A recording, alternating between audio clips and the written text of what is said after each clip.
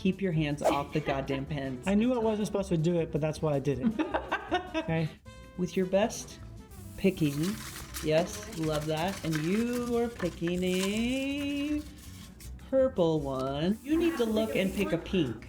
Okay, I'll find one that I could not see the word on it. Perfect, great. Okay. What do they say? Mine says depressed. Okay, and yours? Mine says starfish. Oh.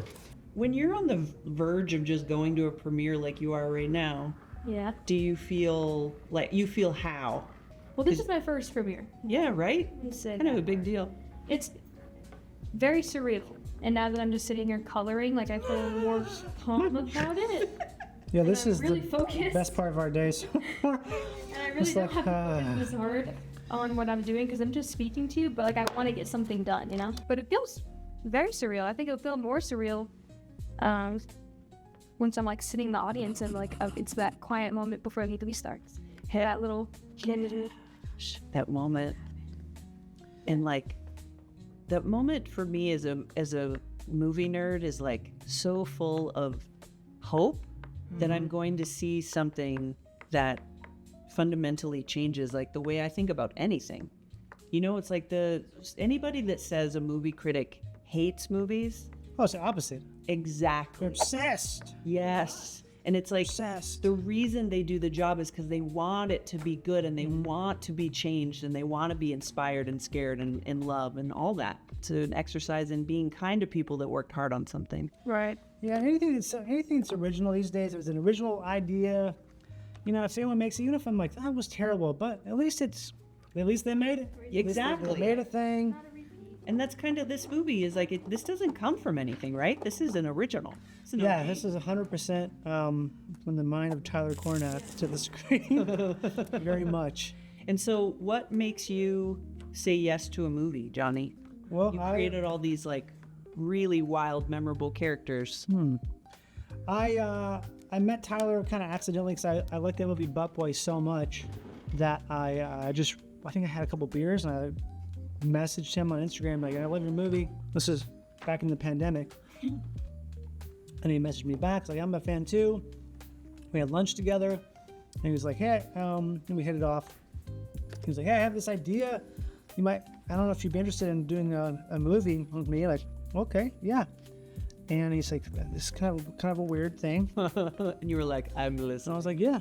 And I also thought he might have been full of shit because a lot of times people in Hollywood are not forthright about A lot of times people talk about a thing, it's not really a thing yet. Avery, I'm scared. What is he talking about? I So trust everyone. yeah, but then it kept moving forward, and it took a long time. But next thing you know, Tyler and I were flying to Tampa together to do like a scout a few months before shooting. It's like, holy shit, we're here. And even that was very kind of like, I don't know, there's still a lot of time for something not to happen. Yeah, there's always kind of that. What a lot of people don't understand about movie production. It's a miracle that something makes it to the screen in its final form. It's insane. It's almost like an accident. Yeah, exactly right. Yeah, especially with this movie. Hard for it. The suit it became a best friend of mine because I had to be in it and around it so often. The first day in the makeup chair, I was sitting there for probably 9 hours. Jeez. Yeah, And I didn't know was that my first until today. experience for that allotted time period. Having to be patient and just let a bunch of people touch you for 9 hours. Just that feeling, but Again, trust. yeah. But as you kind of sit there, you just have to let go and let everything happen. So I had to learn very quickly how to kind of just let go and, trust everyone around me that they're going to be doing their best, obviously.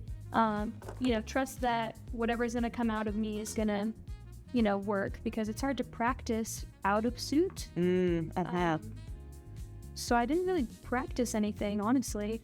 Until, I was in suit and then on set for something, and I only met Johnny in suit. I don't think Johnny saw me as Avery until after I rapped one day. Yeah. That's like some Bill Skarsgård shit. That's like method. So I was, fully in there, and I couldn't see a lot of the people a lot of the time out of costume. So even, we'd be on set and people are like, oh, what do you play again? And I'm like, I I don't look like the monsters I get. So just that would happen all the time. It's just silly funny. You know what I'm imagining is that even today, like at your premiere, that maybe you're gonna walk past someone and they'll be like, "Oh, she looks nice. Who's that?"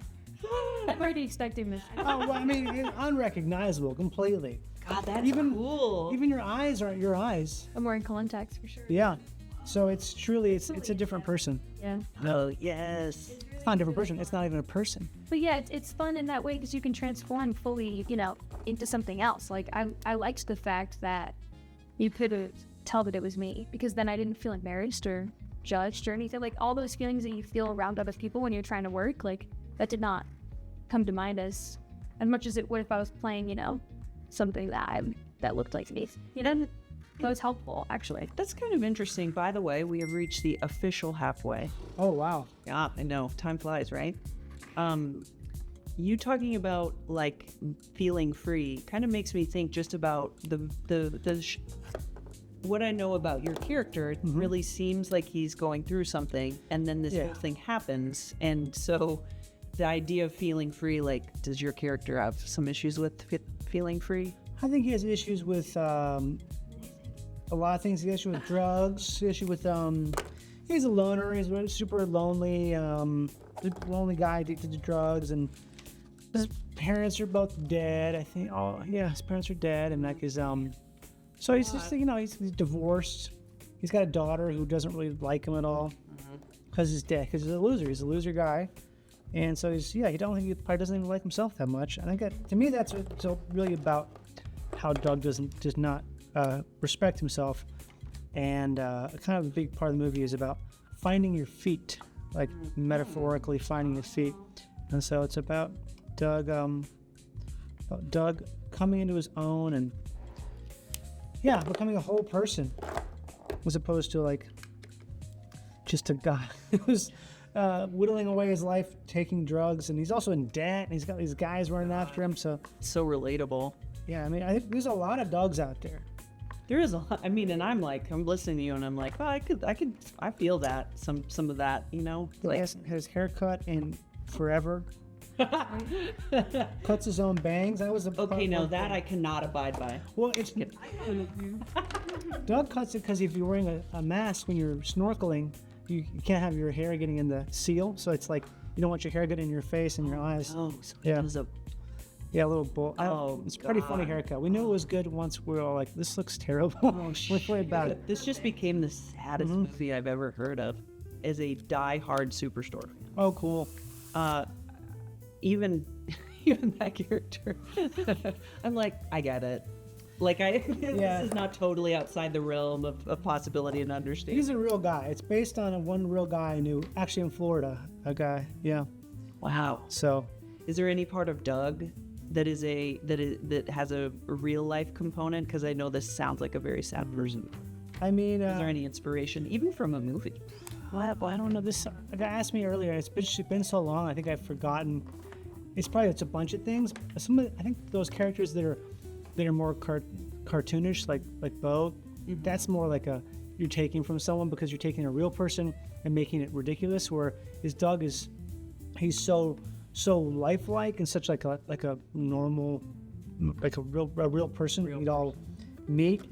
Then I don't know. I think it ends up coming more from parts of your own life that are just experiencing something, or maybe how something could have gone, something could be. Like sometimes I think about like, there's a version of me here. I don't live in this character, but there's a version of me that this character exists. There's an alternate reality where this is my life. Yeah, I mean, and you kind of have to do that as an actor, like find that point of access somewhere, and like that's who said sometimes sad stuff happens. You got to tap in. Gotta tap into Tap in, and then hopefully tap out at some point. Do you have a sad playlist, by the way? Did you do anything to sort of like mellow or? I have one called Doug's Fish Dip because there's this really good fish place. I can't think of what it's called. It's in St. Pete Beach. They have smoked fish. Been there for like 60 years, but I just named it after that because they have something called. There's a big tradition there, is you get saltine crackers and you get this smoked fish dip, and you take it to the beach and have it with beer and stuff or wine or whatever on the beach. It's awesome. Yeah. So What is on the playlist of Doug's fish? My phone. I mean, it's not really Doug stuff. Got it. Okay. I mean, it's like a real mixed thing. I can't remember. I think it's probably like a Velvet Underground song on there. There's maybe like a 10cc song on there. Oh, good. Okay. Maybe like. I get the vibe though. I know what, even just from those 2 songs, I'm like, okay, no, this is actually kind of beach chillin'. Maybe we're finding ourselves again music. Yeah, I showed it to Tyler, and I think he was like, this isn't really the vibe. But because it's more like, it's the music that Doug listens to, and not necessarily the music in the film. Right. Yeah. Who goes first? So we are going to reveal these all at the same time. Okay. First for everyone watching at home, okay? And we will do it in 3, 2. Okay. And now, Avery, why don't you reveal to us? Oh, wow. Wow. Okay, now explain the depression of this. So at first I just drew the starfish. Yes. And then I drew the wrong mouth. Like in my mind, it was the wrong mouth. So I was like, oh, now the starfish has to change. Like his emotion has to change. So then I thought, well, first I drew the pants. And Yeah. the pants are supposed to be ripped. Yes. So at first I'm getting that. oh, like I ripped my pants. Sad starfish. Yes. Then I remembered how big the starfish is gonna rip the pants. I was like, oh, maybe he's like a magic starfish that he wished for some pants and they came too small and he tried to put them on, so then they ripped. And that's why he's depressed. I was thinking maybe he's sad because he can't wear pants. that too. That too. And I just a fucking starfish in a top hat. Oh my god. That was Okay. the last edition. I like that. Really finish off the magic touch. A+. This is the greatest. Focus. Okay, and please. Okay, this is a starfish. He's very sad. He's smoking a cig. He's got a bag here, like, a plastic bag. You know how sad people walk around with like a plastic bag? Yes. It's Usually with like shoes in it or something Yeah. weird that like shouldn't be in a plastic bag. It's just filled with blood. I don't know why. And not even that, but the bag's ripped, so the blood's coming out. Jesus. And this octopus is like, oh, this guy's sad. And this fish is like, it's a fish. It's sort of just, meh. Fish is like, Yeah. no comment. You know. These are yellow lines. And these are the yellow lines. Yeah. These are the infamous yellow lines. Yeah. God damn those yellow Oh, lines. sure.